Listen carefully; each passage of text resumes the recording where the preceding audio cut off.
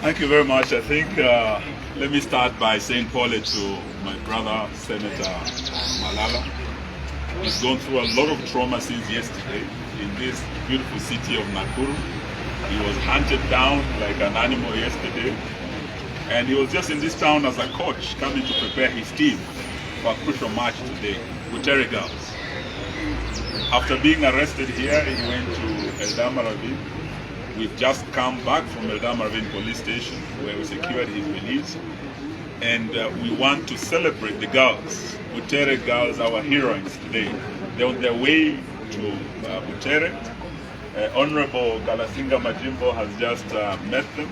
He's the MP from Western Kenya. He met them at Molo when they were driving home to Butere.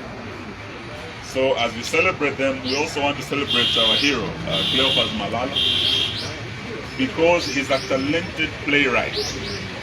Apart from the action that our team of lawyers will be undertaking from tomorrow, whether it's pursuing the issue of false imprisonment, the manner in which he was imprisoned falsely, and he has been released without any charges, which means it was just pure harassment from the police.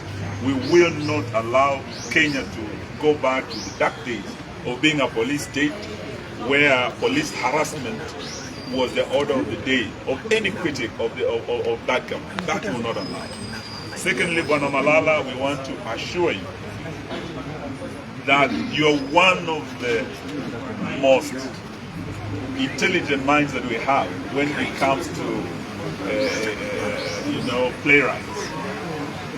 Before you, there were great playwrights like Ngugi wa Thiong'o.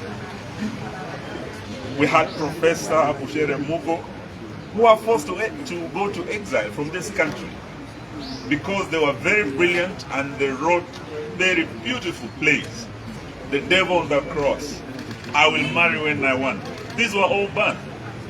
But that state, the police state that we had, did not just ban plays. They followed and actually detained Kina Ngugi wa Thiong'o. They had to leave this country. My brother Cleo, God has blessed you with a talent. Fear not. Continue being creative and continue growing talent in our country. Not just Butere girls. There are many schools here in Nakuru County, Nairobi and others. You are national heroes of today apart from our heroines from Butere. This is one thing we want to say for the international community.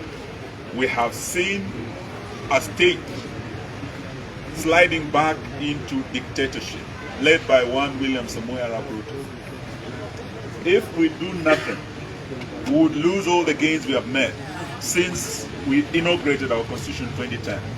Freedom of expression, freedom of thought, freedom of conscience. These are fundamental freedoms guaranteed by our constitution. But today, they are being violated by this state. If you can stop little children from telling their story about a fair education system, they are either the beneficiaries or victims of failed policies. If they're saying SHA is not working, it's not just SHA. We had the EduCare, where we had healthcare for our children in schools. This was removed. So if they're feeling the pain, they're the wearers of the shoe, and they want to tell them through their talent, why stop it? What kind of a government fears its own children? What kind of a government that fears its own citizens? This is a government that is even afraid of its own shadow. It's not worth being called a government. But we are going to go to court to ensure that their rights are protected.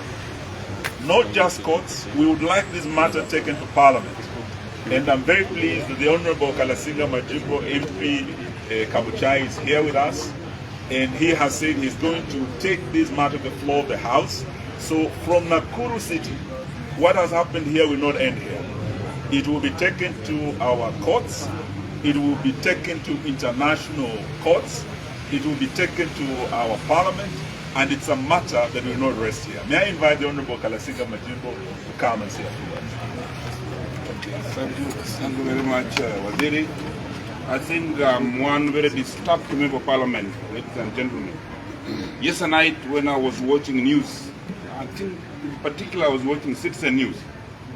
I was touched by the brutality the police were handling the journalists, particularly a lady who was carrying live news, live citizen. The girl was tear gassed 3 times. But I want to say that's a very brave lady. She stood firm. Yes, the Marian, she stood firm. She was tear gassed, she was beaten, but you could still hear the voice. The pictures disappeared on the screen, but the voice was still heard. She was working for this nation. I think where we have reached the freedom to be gained, we must regain it again. We are going to raise this matter. I'm going to request for a statement from the minister to explain actually where were these distractors when these girls were performing on the sub-count level. Where were they when they were performing on the county level? Where were they on the regional? Now they are on the national. When did they know that this is a wrong play? That is the question. I want the minister to explain to us. If somebody was sleeping on duty, then who first slept on duty? But when the girls come to tell you that, please look here, the Linda Mama is gone. Our mothers can never deliver like they were delivering before, free of charge. And then a husband being given a child, these are bundles of joy. Now it's not there. If the new funding in more, the students are suffering. I raised a question on the floor of the House the other day, which I was asking, why do we place students, we call it COOPs, it places students in private universities and state universities. Those in private universities don't benefit from the fund of the government. And you see, you get the same grade. Those are questions these kids are asking. I came here to stand in solidarity with my brother Malala. Cleophas Malala, we are not in the same political party, no. We are not from the same counties, no. But we share the mind. We are the same age set. We share a vision. We have a longer period to stay in this country. We can't ruin it. I want to say this here today, like I am a Kenya Kwanza member of parliament, but I'm known for being a rock MP. I voted no on the first finance bill, you know. I voted no on the second finance bill, you know. I refused to fight Kashagwa, you know. So today I'm saying I'm refusing this bad act to take it to our kids. I came here to sign solidarity with Malala. You are joining the echoes of war. Thank you very much, Malala. I am saying that please, we need a Kenya for all of us. Yes.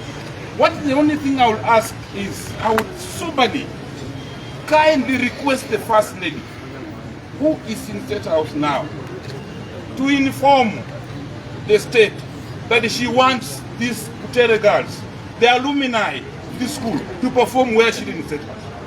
Let her sit and watch the girls of her former school perform. I think she's proud of her. If indeed the First Lady, with the respect we give you, if you still have that respect, kindly see this matter now, step in it. Let your girls who used to the same school come and do in State House. In fact, we want these girls now to perform in a bigger arena for Kenyans to watch, because now every Kenyan is asking himself, what were they going to perform? Now that they have blocked, they have made every party in Kenya know that surely these girls at a point, we want to listen to them. But listening to these girls will support and make students not go on strikes. Sometimes these youth ventilate by saying they might speak and feel free, and you don't get strikes and problems in this country. This is the only way to listen to Gen Zs in this country. Gen Zs must be listened. Thank you very much. And I think I don't want the Gen Zs to come again and eat our Butere. You know, they can easily come next up. Let us learn to listen to these youths. They have a point to them. Thank you, ladies and gentlemen. I think the only thing I would want to add is, apart from raising the question, Honorable Galasinga Majimbo, you can ask your speaker to invite Butere girls to come and perform in Parliament. That can be allowed. Just the way the Honorable Malala has requested that the Butere girls be allowed to perform in State House, they can be allowed to perform in Parliament. But I would also just add that Rachel Ruto, our First Lady, wherever you are today, you are an alumni of Butere girls. What happened to the girls today? You should be the first voice to condemn, as a mother, Those girls should not have been traumatized the way they were, and they should not be crying on their way back to Butere. Would like to see you not just apologizing on behalf of your husband and his government, but also ensuring that Butere girl comes to perform at State House. Let it not be, don't be like Marie Antoinette, who was saying when she had noises outside the gate, that if there is no bread, why can't they eat cake? It's because the king and the queen are out of touch with reality. You and your husband might be out of touch with reality. Let Butere girls come and tell you, SHA is not working. And I listen to them why they are saying it. The university funding model is not working. Let them come and tell you, don't be afraid of our children. Asanteni sana. I want to, Kanja, just a minute. I want to inform the head of the security in this country that when I've been coming from Kabuchai to Nakuru right now, I have met Butere girls in a bus being escorted with 4 Land Rovers as if they are prisoners. Those girls are free. They are supposed to stay where they want to stay. I've met them at the junction of Edama Ravine. The bus is going back to Western with 4 Land Rovers full of policemen with all guns pointing at the bus. Are they our Al-Shabaab? Those are our girls. They are students from my constituency. I take pride in them. We must find the truth what is going on.